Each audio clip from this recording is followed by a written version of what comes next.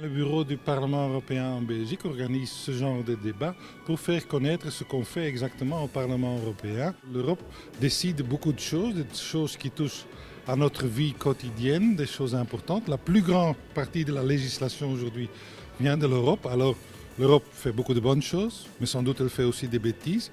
Alors il faut discuter toutes les mesures qui sont prises. Ils s'en foutent de nourrir le monde.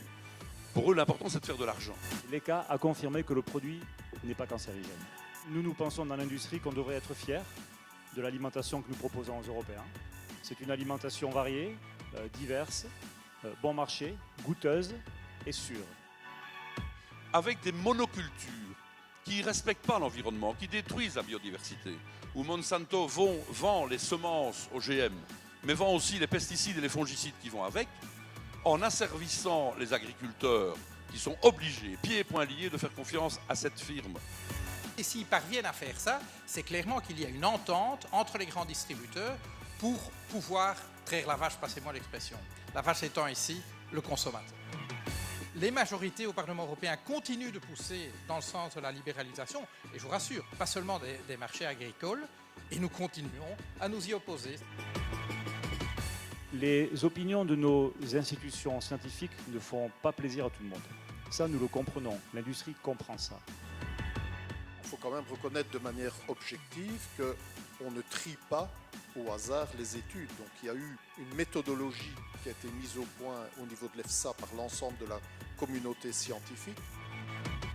Est-ce que ces études ont été payées, achetées, financées par Monsanto? Je peux choisir un défoliant dégueulasse, je peux choisir le glyphosate ou bien je peux abandonner ma culture de lin.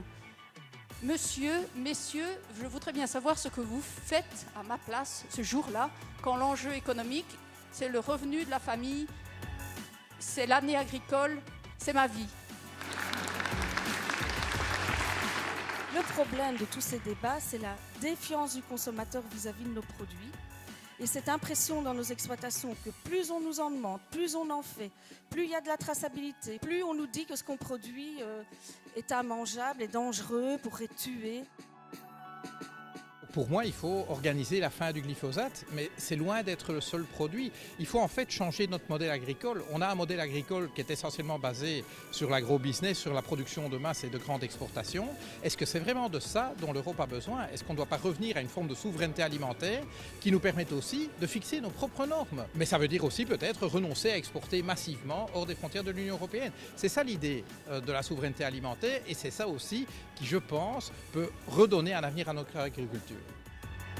Quand je vois partout on a utilisé des OGM qui vont de pair avec des fongicides, des pesticides de la même firme généralement, on est venu dans un modèle d'agriculture intensive, il n'est pas durable. Et je ne voudrais pas que l'agriculture européenne aille vers ce type de modèle. Elle est multifonctionnelle et il faut la préserver.